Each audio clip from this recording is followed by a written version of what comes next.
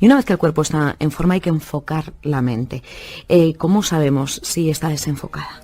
Bueno, sabemos que la mente está desenfocada por múltiples estudios que demuestran que al menos el 47% del tiempo estamos totalmente desenfocados. Si esto fuera una cosa anecdótica, no tendría más importancia. Uno se enfoca y ya está. Es que el desenfoque de la mente está asociado con una reducción de la salud, con una reducción de la eficiencia, con una reducción en la capacidad de aprender, de tomar buenas decisiones y con una reducción en la capacidad de conectar con los demás. ¿Por qué es esto? Porque hay un circuito en el cerebro. Uno de mis maestros, el profesor Jackson Brewer, es uno de los que más lo ha investigado.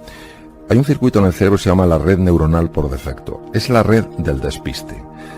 Tiene sus funciones hasta cierto punto, pero cuando estamos en esa red durante demasiado tiempo, hay otra red que está desconectada, que se llama la red ejecutiva central. La red ejecutiva central es la que nos ayuda a estar en el presente, es decir, en el momento, aquí y ahora, recibiendo muchísima más cantidad de información y por tanto tomando decisiones más deprisa. La red neuronal por defecto nos lleva siempre al pasado o al futuro. Al pasado, a ver qué hice, tenía que haber hecho otra cosa, y al futuro para preocuparnos. Cuando uno aprende a controlar la atención, que no es someter la atención, es enfocar la atención, se ve que hay un cambio en el circuito. La red neuronal por defecto empieza a apagarse y la red ejecutiva central se activa. Esto se ha asociado con mejoras en la salud, potenciación del sistema inmune, mejoras en la eficiencia, mayor sensación de bienestar y mayor conexión. De hecho, a la red neuronal por defecto, digamos la red del despiste, hay una frase que es a wandering mind is an unhappy mind, es decir, sería una mente que divaga es una mente infeliz. Por eso es tan importante entrenarlo. Y porque hoy en día que vivimos entre pantallas, el grado de déficit de atención que se está captando en niños y en adultos es absolutamente descomunal. Y es muy importante entender que tras la raíz, o en la raíz de eso, está nuestra dificultad para enfocar la atención. Por eso es tan importante leer libros. No digo mi libro, un libro. Leer libros, porque el libro te obliga a mantener la atención. Obviamente no digo leer un libro que resulte insufrible, digo un libro que tenga por lo menos algo de atractivo e interés para el lector. Y mantenerse ahí en lugar de decir, ya estoy cansado, me voy a ver qué hay en internet. No, es el aguantar ahí, ir adiestrando, ir potenciando ese circuito. Porque si nos damos cuenta, estamos constantemente moviendo la atención de una pantalla a otra. Y es mentira, radicalmente mentira, que la multitarea sea algo que el ser humano está preparado para hacer. No es verdad. La atención es una capacidad del cerebro humano que cuando nosotros la dividimos, es decir, si yo en lugar de prestar atención solo a, divido entre A y B, digo, no, yo puedo estar en A y B, no. Cuando estás en A, no estás en B. Cuando estás en B, no estás en A. O sea, la alucinación es que estoy en los dos. No es verdad. Si estás en A, plenamente en A, captarás información que no puedes captar si estás, aunque sea a gran velocidad, pasando a B. Las pantallas nos hacen ir constantemente de A a B. Por eso creo honestamente que la lectura de los libros es uno de los mejores entrenamientos. Y entiendo que hay que volver a esa lectura. El entrenamiento del alma, en este sentido, es el entrenamiento de esa musculatura que nos ayuda a reconectar con eso que para mí es sagrado. Un ser humano es sagrado, los demás son sagrados, la naturaleza es sagrada. La meditación lo que hace es silenciar ese ruido mental, esa jaula de grillos que tenemos en la cabeza, que hace, aunque no nos demos cuenta porque actúa muchas veces a nivel del inconsciente, hace que no nos queramos, que no queramos a los demás y que no queramos a la naturaleza. Por eso, entre los ejercicios que yo sugiero está el ejercicio de la gratitud. La gratitud ha sido muy estudiada, por ejemplo, en la Clínica Mayo, uno de los mejores hospitales del mundo, en Rochester, Minnesota, Estados Unidos.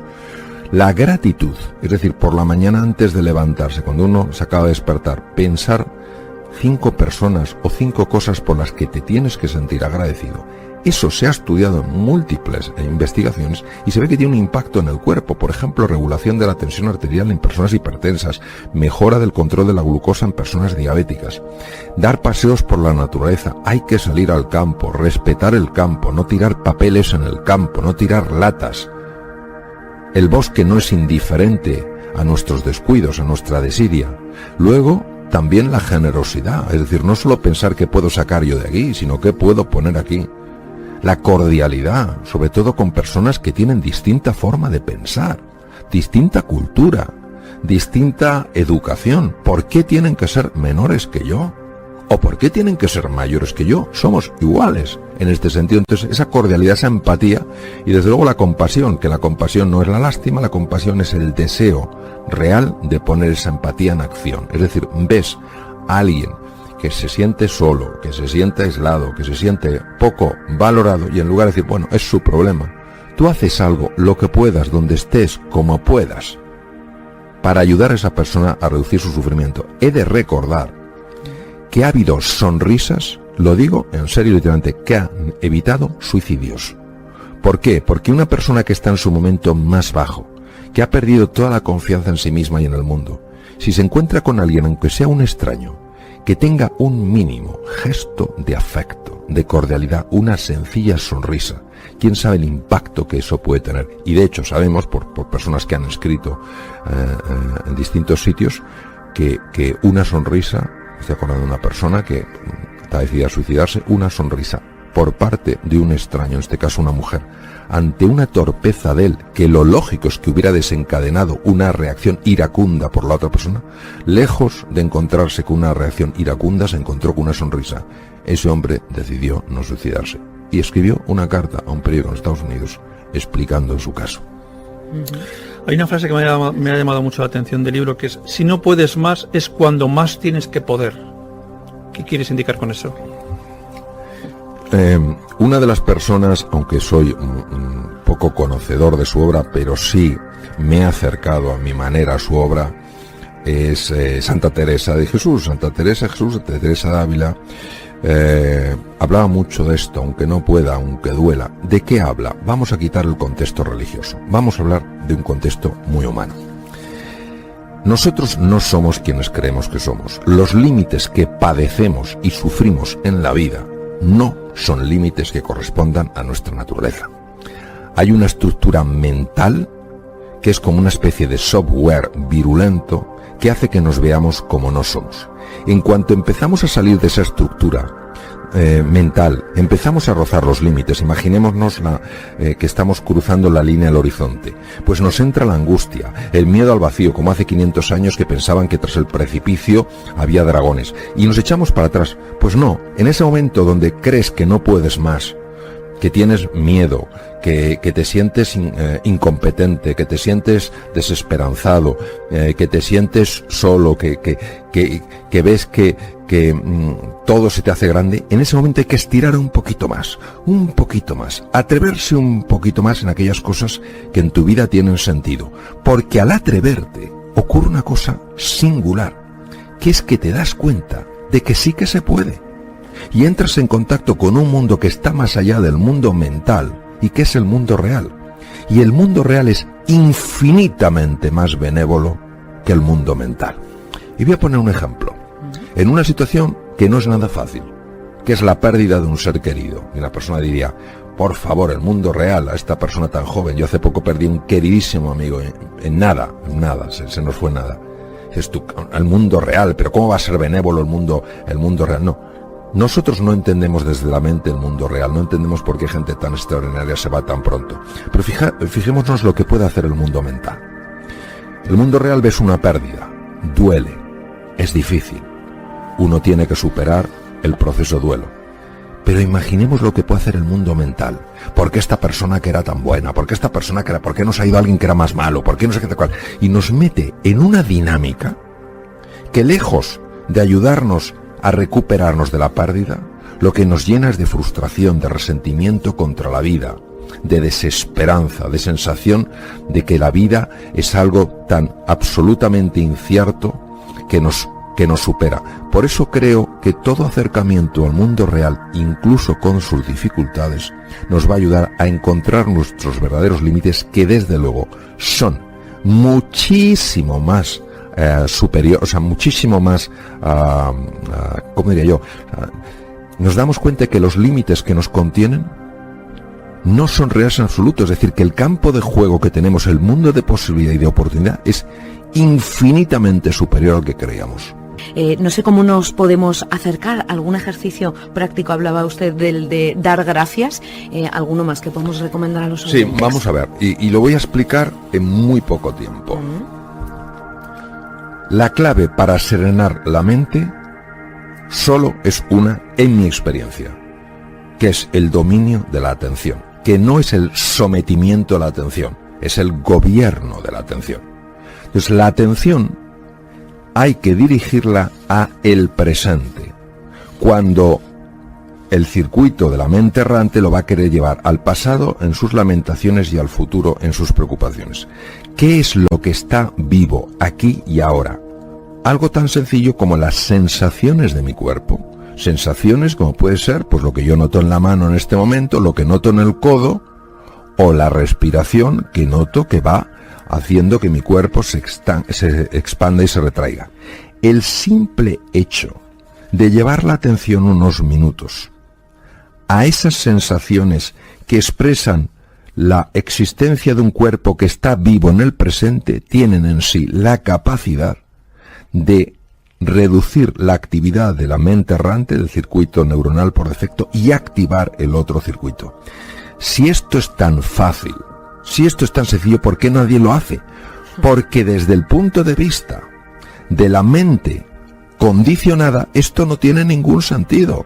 Vamos a ver, estas prácticas tienen 2500 años mínimo de haber existido. Ya en el Bhagavad Gita de hace 3000 años ya se habla del problema de la mente, pero fue el príncipe Sakyamuni Gautama Siddhartha, el primer Buda, Sakyamuni Buda, el que descubrió que la mente es caótica, y cuando la mente es caótica genera todo tipo de problemas, y que la forma de serenar la mente era el dominio de la atención. ¿Cuál ha sido la dificultad? Porque esto no se ha incorporado antes y porque ahora el mindfulness hace furor en los hospitales, en Silicon Valley, en las escuelas, en las universidades. Porque claro, todo el mundo atribuía esto a algo muy esotérico, muy de la religión budista, poco tiene que ver conmigo, es otra cultura, a mí esto incluso me repele. No, la ciencia empezó a estudiarlo hace 30 años, una serie de pioneros, y dijeron, vamos a ver si esto tan sencillo como es poner la atención en el cuerpo, en la respiración, tiene un impacto. Y yo personalmente, con uno de los pioneros en el mundo, el Dr. Herbert Benson, que fue profesor mío, estábamos en el hospital, en el Deaconess de Boston. Yo estaba en trasplante hepático en aquella época y él estaba en lo que estaba, que era cardiología. Y hablábamos en su despacho, yo había bajado de mi departamento, estaba en el suyo, y me decía, mira Mario, nosotros estamos aplicando esto en enfermos con patologías cardíacas que requieren cirugía. Vamos a ver, cuando hablamos de una extracorpórea hay que parar el corazón, hay que hacer una cirugía, la que sea, una válvula, un bypass coronario, y luego tienen que ir a la UBI. Claro, en la UBI uno de los problemas, y lo sé por cuando yo estaba como uno responsable de la UBI en Estados Unidos, cuando venían los enfermos con cirugía cardíaca, pues la cantidad de arritmias que pueden hacer, muchas no tienen mucha importancia, pero algunas sí son muy severas. Pues el doctor Benson, cardiólogo de la universidad, decía, personas que han practicado esto antes de entrar en quirófano, obviamente no el día antes, se les enseña a practicarlo antes, se les pone a dormir, van a la UBI y estando inconscientes se ve que tienen menos arritmias, es decir, de alguna manera el cuerpo incorpora esto como un recurso. Entonces, claro, han hecho falta toneladas de tinta y cientos de investigaciones para dar validez a algo que ya tenía validez, pero nosotros que somos, yo entre ellos, con una mente a veces tan excesivamente científica que no lo creemos hasta que no lo vemos, hemos necesitado mucha investigación científica para descubrir que efectivamente estas personas, los budistas, como también los padres cristianos del desierto en el siglo IV después de Cristo, en Egipto y Siria, descubrieron que para estar bien en la vida hay que serenar la mente, y para serenar la mente hay un camino que es enfocar la atención. Me gustaría saber si dedicar el tiempo, ¿no? Tiempo personal, al crecimiento personal, si podemos decir que tiene unos beneficios reconocidos por la ciencia. Sin ninguna duda. Tú fíjate que nosotros manejamos sin darnos cuenta un esquema que tiene bastantes deficiencias, que es: yo tengo que hacer un montón de cosas para tener un montón de éxito y ser famoso, cuando en realidad habría que invertir el esquema. La clave es quién eres tú. Desde el ser, tú haces y tú obtienes. todo lo que tiene que ver con el ser tiene que ver con el crecimiento personal. Es decir, en el fondo todos somos mineros que tenemos que picar mucha roca de granito para acabar encontrando la veta de oro. La veta de oro siempre estuvo en la mina. Lo que pasa es que nosotros solo veíamos lo superficial, que era, obviamente, la piedra de granito. Cuando uno solo ve la piedra de granito, dice, ¿con esto qué puedo hacer en la vida? Pues poco. Podré vender un poco de granito y obtener pues un cierto reconocimiento, un cierto dinero por este granito. Pero cuando uno descubre la veta de oro, ya sabe que puede hacer muchas más cosas con ese oro y obtener cosas radicalmente distintas a las que obtendría con el granito.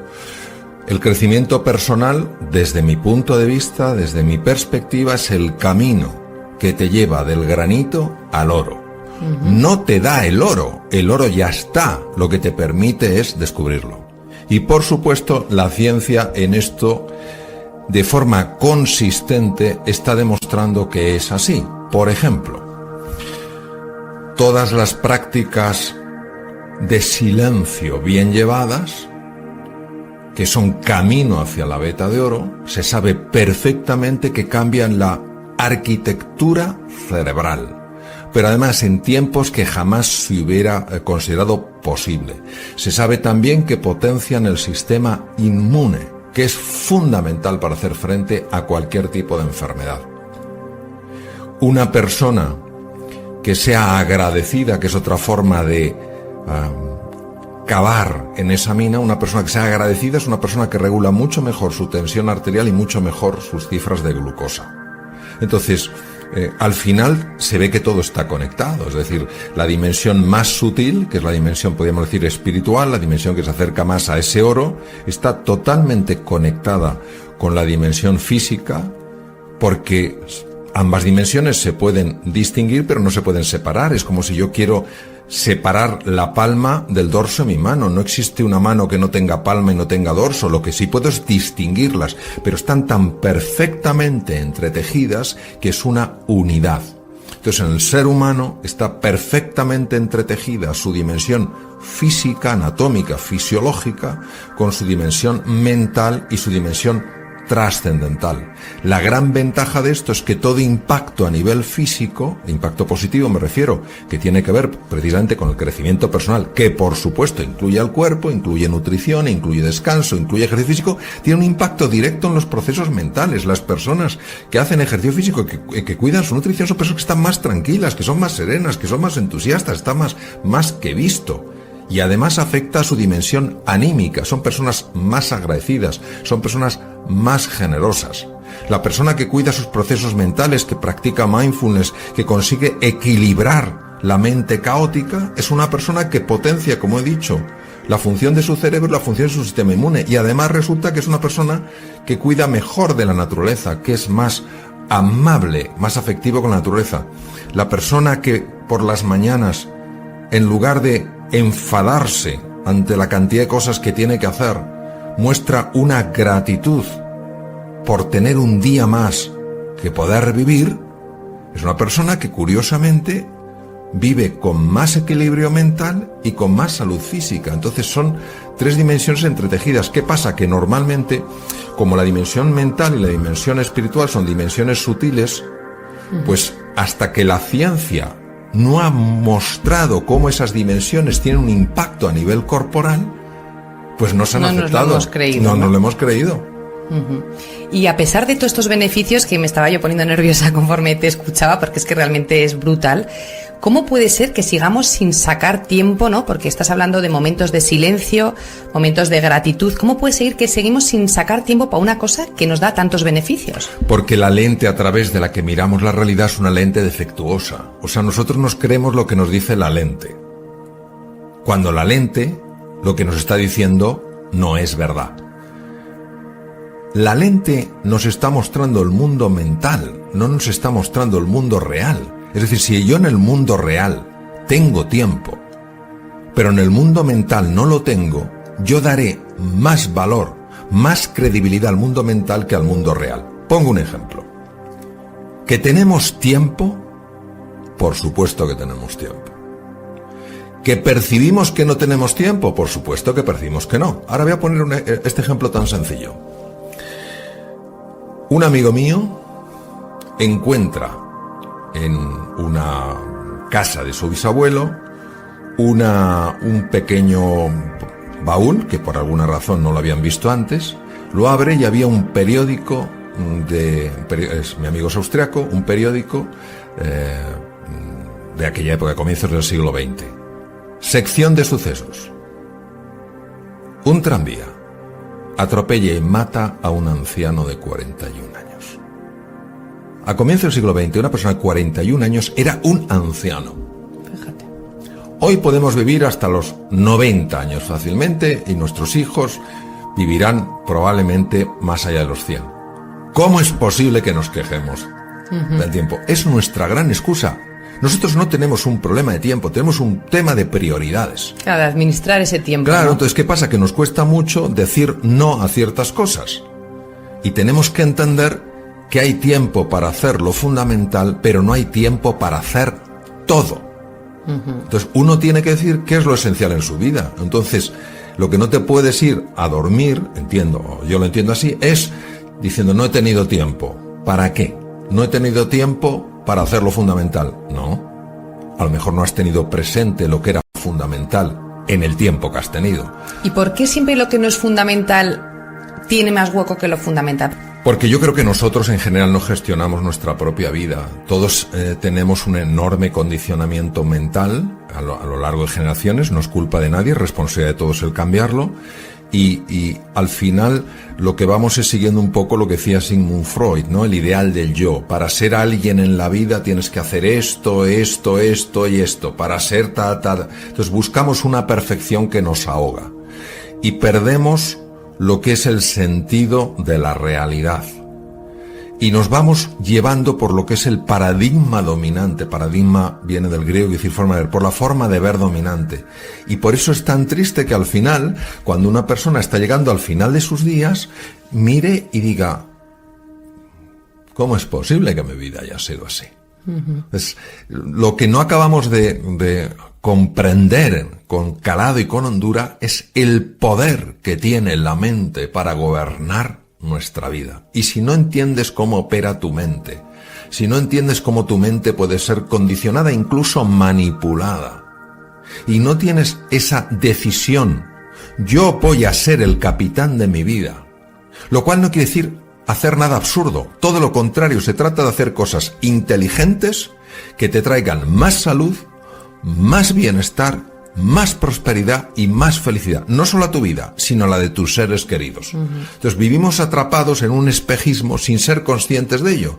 Adam Smith, el gran economista, decía, el pez no sabe que está dentro del agua hasta que alguien le saca de ella. Vivimos dentro de el agua pensando que es lo único que hay, que solo hay recursos ahí, que solo hay posibilidades ahí. Entonces hasta que un pececillo asoma la cabeza y dice, anda, si hay más cosas, si puedo elegir.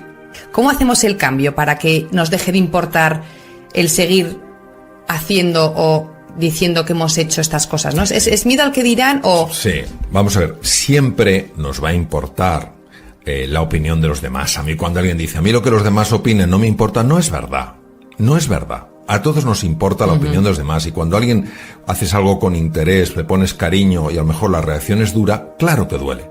El problema no es que nos importe, el problema no es que nos influya, el problema es cuando nos determina. Es decir, cuando tenemos tan poca autoestima que buscamos la estima en lo que otros nos estiman. Entonces, por eso es tan importante desarrollar una autoestima sólida, porque los demás te pueden estimar más o menos y eso te puede afectar más o menos, pero si te hunde, es que tú no has construido una sólida autoestima.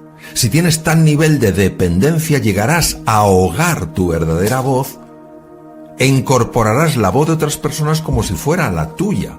Entonces, en la base de todo es la autoestima, cuánto te quieres, que no tiene nada que ver con el ego, nada que ver, es lo opuesto.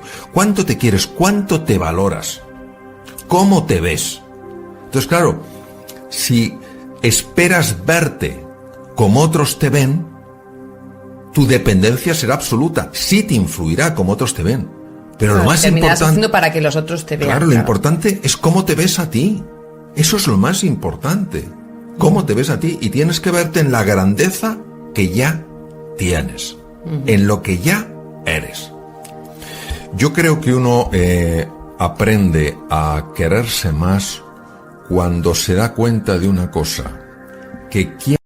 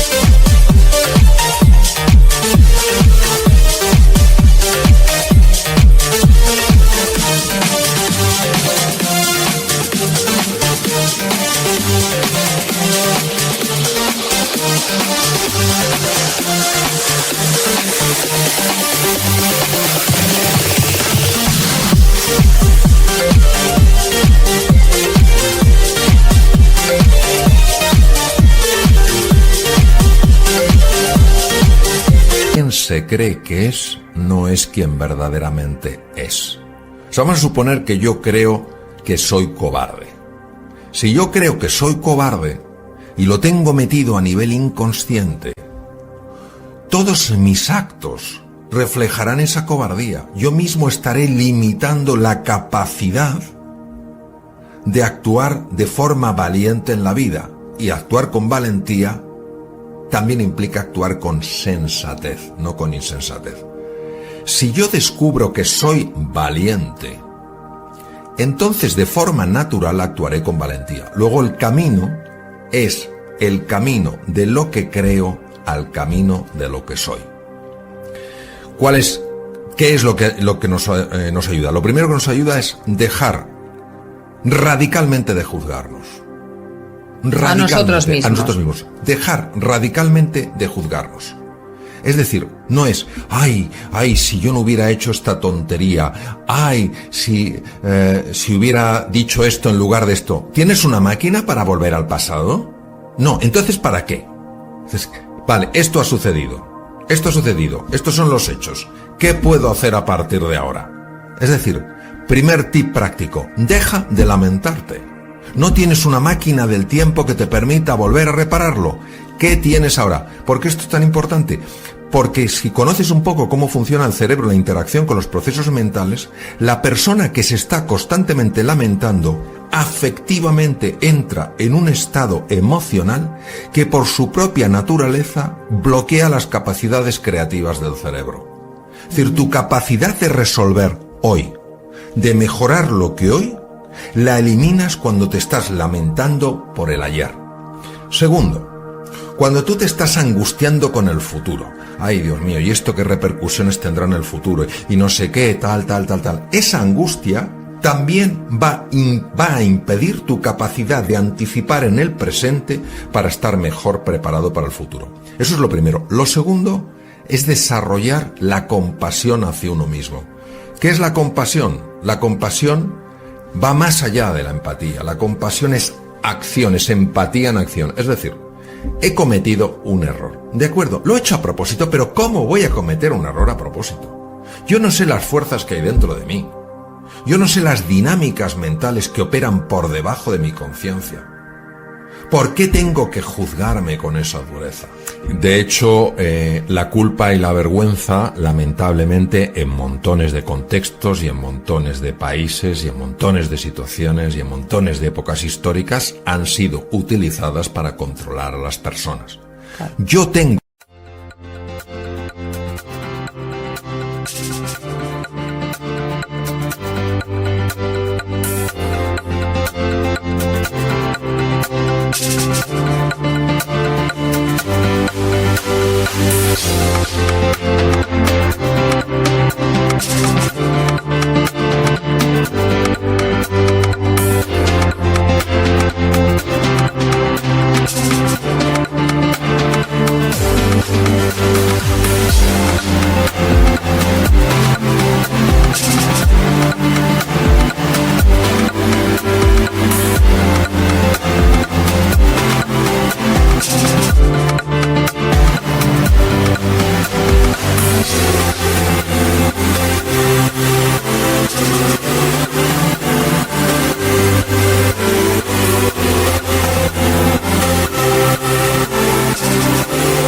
ser consciente cuando he causado un daño. Esta falta de empatía, esta falta de reconocimiento del error es muy peligrosa. De hecho, en las psicopatías severas hay una falta de esta emocionalidad, de este reconocimiento del daño. Entonces, al causarse un daño, lógicamente hay una experiencia de tristeza. Y esa tristeza es el reconocimiento de un daño causado. Si esa tristeza la transformo en culpa y en vergüenza, lo que estoy haciendo es cambiarme. Ya el mensaje no es hay que educar a Mario, sino hay que castigar a Mario. Claro. La intención profunda es la clave de todo. Si mi intención es educar, yo abordo la situación de una manera. Si mi intención es castigar, lo que voy es a dañar. Claro. Pues es una amabilidad con uno mismo sin perder por ello firmeza. Cuando uno se va a la culpa y al castigo, ahí no hay firmeza, ahí lo que hay es dureza. Y de allí no puede crecer nada bueno. Entonces a mí me parece, lo utilice quien lo utilice, que la culpa, que es por lo que has hecho, y la vergüenza, que es por lo que eres, no tendría que tener cabida en nuestra vida.